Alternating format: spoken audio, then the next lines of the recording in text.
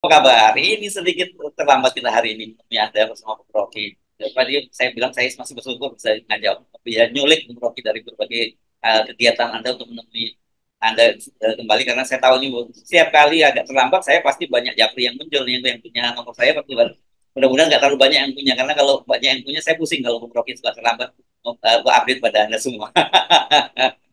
Iya, saya minta maaf karena jadwal yang kadangkala tertunda-tunda tuh soal FNN. Walaupun tetap kita setiap hari berupaya untuk mengulas satu peristiwa yang mendebarkan rakyat Indonesia. Ya, Tapi dan tadi saya bertemu dengan kira-kira 50-60 orang dari seluruh Indonesia yang difasilitasi oleh teman saya namanya Tamsil Lindrung. Karena Pak Tamsil itu dia membuat sekolah demokrasi dan ada 11 apa 12 provinsi diundang ke Jakarta untuk ketemu banyak tokoh dan berdiskusi dengan mereka, entah tokoh yang pro atau anti Jokowi. Jadi ini satu satu tempat yang bagus sebetulnya untuk memulai satu percakapan politik di luar percakapan debat-debat presiden. Jadi anak-anak muda ini dari ada yang 17 tahun masih SMA berupaya untuk melihat masa depan dengan bercakap-cakap dengan para tokoh. Nah, saya tadi mulai percakapan itu dan timbul kesan saya bahwa bahkan anak SMA sudah tahu untuk memposisikan diri terhadap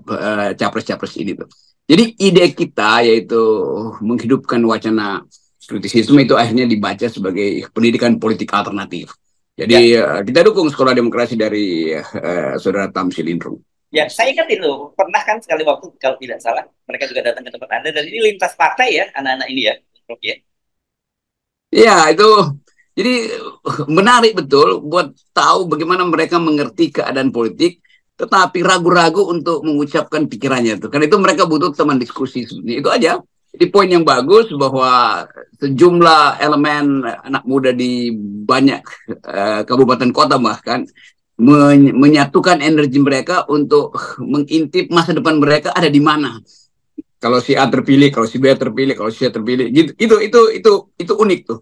Tapi Ya, satu ya. hal yang membuat saya selalu harus datang, karena mereka minta saya jadi semacam pendebat mereka. Jadi ide mereka harus saya ulas. Itu baiknya sebetulnya, walaupun kelihatan politik uh, berantakan, penuh dengan pesimisme. Tapi anak-anak muda ini optimis bahwa mereka berhak untuk mengetahui detailnya seperti apa sih yang nggak dibicarain di FNN apa sebetulnya. Saya bilang ya banyak hal yang sebetulnya udah dibicarain di FNN. Tapi bagi mereka enggak pasti menyembunyikan beberapa isu ya. Kalau isu terlalu bersifat syarat tentu kita nggak bahas di FNN. Itu keterangan Ya. saya tadi. Jadi Anda sekarang ini kalau dibandingkan dengan para kandidat capres dan cawapres, Anda lebih sibuk dong dari mereka gitu ya. Anda nggak pernah absen katanya kalau diundang debat gitu ya. Enggak, itu saya merasa bersalah kalau kan mereka berharap betul ada kurikulum alternatif tentang demokrasi itu bukan sekedar yang ada di baliho atau di debat capres segala macam. Itu uniknya tuh kita berupaya untuk memberi mereka semangat walaupun kita sebetulnya nggak merasa penting lagi pemilu ini. Tapi bagi mereka ini pengalaman unik untuk melihat kemampuan para kandidat ini berdebat atau saling menguji gagasan. Ya, ya, oke. Nah, ini mari kita bicarakan. Kemarin di kampus UGM ada satu baliho baru. Nah, balihonya ini sebenarnya persis banget sama desainnya dan tampilannya juga sama persis betul lah. Dua wajah dari Pak Jokowi. Tapi kali ini rupanya ya disebutkan bahwa Pak Jokowi itu diberi nominasi penghargaan sebagai alumnus paling membanggakan. Itu yang memberikan penghargaan juga BEM juga, tapi bukan badan eksekutif mahasiswa, badan etik mahasiswa sebuah organisasi nggak jelas ini apakah dia ekstra intra atau apa gitu kita nggak tahu karena ini memang nggak badan ya saya tadi menyebutnya ini BEM jadi-jadian gitu kalau saya gitu. Ya, sebetulnya selalu akan ada counter issue dan kita tahu bahwa suara mahasiswa itu pasti nggak ada yang muji-muji kekuasaan apapun prestasi kekuasaan. Jadi kalau ada yang muji-muji itu pasti bagian yang diselundupkan untuk mungkin membelah opini publik mahasiswa. Tapi itu nggak mungkin karena semua aspek yang bisa dinyatakan baik pada Pak Jokowi langsung jadi buruk ketika Mahkamah Konstitusi memutuskan Gibran calon wakil presiden. Jadi terlambat sebetulnya tuh. Kan ini semua terjadi. Dulu Pak Jokowi masih oke, masih mending lah. Tapi begitu soal MK itu kardinalsinya di situ, Pak. Dosa tertingginya di situ tuh. Jadi kalau ada yang counter bahwa dia adalah atau Presiden Jokowi adalah alumnus terbaik atau yang paling bermutu, itu pasti upaya terakhir untuk mempertahankan nafas yang mungkin juga disewa oleh oligarki, disewa oleh intelijen untuk memanas-manasi keadaan itu. Tapi saya kira BEM UGM itu udah final mengatakan bahwa Jokowi adalah alumnus dia yang paling memalukan tuh. Dan percuma untuk membendung opini itu seperti upaya untuk membendung air bah, nggak ada gunanya. Jangan sekali-sekali membendung air bah, lebih baik belajar berenang. Nah, ini istilahnya air bah ini menarik nih, karena saya lihat tanda-tanda kelihatannya air bah ini udah mulai melanda ya untuk Pak Jokowi ya. Air bah negatif ini ya. Karena apa sekarang ini semua elemen kelihatannya ya udah mengarahkan ininya kepada Pak Jokowi, dan kelihatan kalau orang kadang-kadang melihat seolah-olah Pak Jokowi masih sangat perkasa bisa mengendalikan semuanya, tapi waspada dengan air bah. Iya, semua hal yang sifatnya menuju pada pemaksulan mestinya juga udah dimulai kan. Kan ini paralel antara kebencian atau sinisme atau bahkan sebut aja kemuakan orang pada prestasi politik Jokowi dan sikap Jokowi yang terus-menerus berupaya untuk bukan segera mempertahankan kekuasaan, tapi menganggap bahwa nggak ada apa-apanya tuh dia bisa kendalikan semua hal tuh. Kan ini satu sinyal bahwa Jokowi nggak mampu lagi untuk mengetahui bahwa dia sebetulnya makin lama makin kecil peran dia tuh. Walaupun Pak Prabowo kesulitan, makin lama makin sulit untuk membela Pak Jokowi, tetapi Prabowo orang yang kira-kira menganggap ya udah ini nasib saya untuk membela Prabowo kan. Dan kelihatannya tinggal Gerindra yang berupaya untuk tegak lurus dengan prinsip-prinsip melanjutkan pembangunan versi Jokowi kan. Di dalam Gerindra ada PAN, ada Golkar. Kelihatannya Golkar dan PAN juga mulai kasih sinyal yang ya nipu-nipu kecil lah bahwa oke, masih memungkinkan untuk mendorong, tapi ada alternatif lain kira-kira begitu. Kecuali PAN ya partai kecil yang terjepit terpaksa mesti memihak sepenuh-penuhnya pada proyek-proyek Jokowi. Saya baca tadi ketua Pak ya Zulkifli Hasan itu memastikan bahwa Bobi Nasution harus lolos menjadi ya gubernur baru di Sumatera Utara tuh. Kan itu petunjuk bahwa penjilatan itu memang akan makin menjadi-jadi. Tetapi itu juga sinyal bahwa semakin orang menjilat, sebetulnya semakin dia takut terhadap perubahan.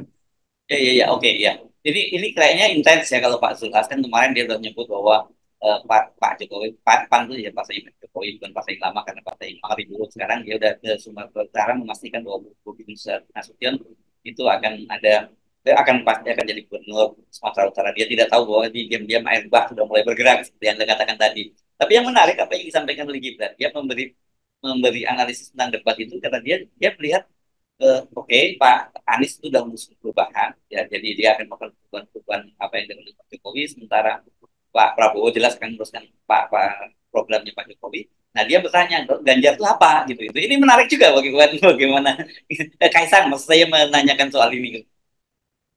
Ya itu sinisme ala Kaisang ya, sebenarnya bukan sinisme tapi satu upaya untuk menunjukkan bahwa sikap Pak Jokowi itu terhadap Ganjar juga makin lama makin tidak jelas tuh. Dan kalau bertanya lalu Ganjar apa? Ya Ganjar adalah orang yang ditunjuk oleh Pak Jokowi untuk jadi calon presiden lewat PDIP. Kan mesti begitu jawabannya kan. Tetapi itu juga memperlihatkan bahwa Jokowi mengumpankan anak-anaknya untuk jadi semacam buzzer terhadap Ganjar tuh kan, dasarnya begitu kan. Jadi kalau sebagai ketua PSI Kaisang mengatakan Ganjar emang itu apa tuh? Ya Ganjar juga bisa bilang loh, Anda sebagai ketua PSI juga apa, dari mana proses kaderisasi itu. Itu yang sering kita terangkan bahwa di dalam rejim sendiri itu ketegangan dan friksinya makin lama makin tajam. Jadi mari kita kompori Kaisang dan kita kompori Ganjar untuk mereka sama-sama saling menuntut lu siapa emang, itu intinya tuh. Tapi apapun tetap PDIP tidak punya poin memang kan. Ganjar mau ngapain itu, mau anti Jokowi juga tanggung, Jokowi masih mungkin untuk memenjarakan Ganjar dengan kasus-kasus yang bisa direkayasa, bahkan mau memuji-muji Jokowi juga nggak bisa karena pujian paling tinggi udah diberikan oleh Prabowo. Jadi Ganjar jadi mediocre di situ, jadi terjepit antara keinginan beroposisi yang tidak mungkin dia lakukan karena di dalam diri PDIP masih banyak kasus yang diketahui oleh Jokowi dan mungkin dikriminalkan juga. Sebaliknya untuk meminta semacam sedekah dari Jokowi, Jokowi udah nggak mau kasih karena Prabowo bahkan udah tuntut sepenuh-penuhnya kesetiaan Jokowi pada Prabowo. Dulu Jokowi minta kesetiaan Prabowo pada dia, sekarang terbalik.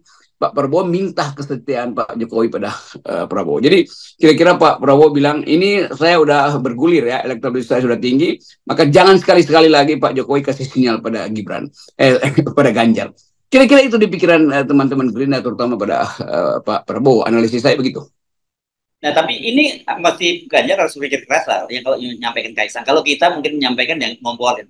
Tapi kalau Kaisang itu saya kira betul seperti Anda itu pesan bahwa dulu itu nggak usah lah puji-puji babi gua lagi karena nggak jelas posisi dulu. Kalau mau gabung ya, kalau mau lanjutin ya gabung Prabowo. Kalau perubahan, kalau mau keluar ya perubahan dong seperti Anies lebih konkret. Kira-kira dia begitu. Dia lebih baik. Kita pikirnya lebih baik gue menghargai orang yang jelas-jelas melawan, terbuka ngomong melawan daripada melawan enggak tapi dukung juga enggak gitu. Itu kan sindiran pada Ganjar yang juga seperti pada Ibu Mega yang tanggung kan. Kan Kaisang nantang, ya kalau kalian betul-betul nggak menghendaki lagi jadi bagian dari kekuasaan, ya tarik dong semua menteri kalian. Kan Kaisang mau nyindir begitu sebetulnya tuh. Jadi permainan politik akhirnya harus kita baca tetap masih antara Jokowi dan Megawati kan. Jadi ketegangan itu terjadi karena Ibu Mega tetap menghendaki atau berupaya untuk memikat kembali Jokowi. Jokowi berupaya untuk memberi sinyal bahwa enggak mungkin lagi Anda sebaiknya bergabung aja dengan Pak Prabowo sama-sama melawan Anies. Kan itu juga pikiran Jokowi diam-diam juga begitu kan. Bagi Jokowi musuh utamanya tetap bukan Megawati, karena Megawati tetap bagian yang bisa dia tawan secara politis. Lain kalau Anies nggak bisa dia tawan, karena Anies bahkan sebetulnya dia calon independen tuh, bukan ketua partai tuh. Jadi Jokowi mau sebutkan sebetulnya Ganjar udah berhentilah dukung Prabowo aja sehingga satu putaran yang dimaksud oleh Jokowi satu putaran supaya PDIP bergabung dengan Prabowo melawan Anies. Kan itu sebetulnya konklusi matematis dari semua gimmick yang dibuat oleh kubu Jokowi. Jadi ini mulai dengar ya, bukan hanya kita yang ngomongin. Kalau Kaisang itu jelas itu sinyal dari istana. Itu yang saya kira PDIP memang nanggung, kalau kalau nanggung terus ya akan ketinggalan kereta nih. Orang sudah lari kemana-mana dan mereka masih muter-muter di situ saja. Nah, itu poin yang mesti diketahui oleh Hasto, Ganjar segala macam itu, dan kubu Anies tentu mengintai itu dengan agak taktis kan. Itu mau kemana sih? Kan sebetulnya cemas-cemas juga kalau akhirnya Ganjar itu kasih sinyal bahwa oke, itu walaupun dia calon presiden tetapi kecenderungan dia itu nanti akan koalisi dengan Prabowo. Itu juga akan kasih, kalau sinyal itu ada dari awal ya makin jelas bahwa Jokowi sebetulnya menjadikan PDIP itu semacam tawanan kecil aja supaya mudah dipindahkan suaranya ke Prabowo supaya teori satu putaran itu betul-betul terwujud. Yes, oke. Okay. Makin menarik saya kira ya, peta-petanya sudah mulai makin jelas gitu.